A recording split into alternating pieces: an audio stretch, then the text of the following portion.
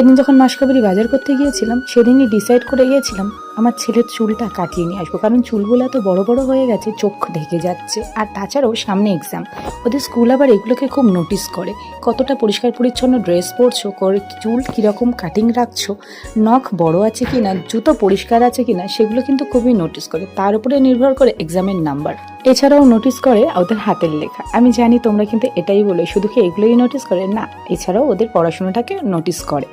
যাই হোক, তারপরের দিনকে আমি তোমাদের সাথে শেয়ার করছিলাম আমার ছেলের এক্সামের দিন, আর আজ ছিল ওর বাংলা, তাই সকাল সকাল রান্নাবান্না কমপ্লিট করে নিয়ে বেরিয়ে পড়ছিলাম ছেলের স্কুলের উদ্দেশ্যে। আর এখানে আমি করে নিয়েছিলাম মাছের ঝাল আর একটা ভেন্ডি আলুর চচ্চড়ি আর ভাত। যেহেতু স্কুল থেকে ফিরে এসে সকাল সকাল ছেলেকে খাইয়ে দাইয়ে ঘুম পাড়িয়ে দেওয়ার একটা প্ল্যান ছিল, তাই সকাল সকাল রান্নাবান্না করে নিয়েছিলাম। আর এইদিকে দেখো, যার এক্সাম তার কোনো হেলদোলই নেই, সে দিব্যি ফোন দেখে দেখে ব্রাশ করছে। হ্যাঁ, তারপরে ওকে নিয়ে স্কুলে চলে এসেছিলাম।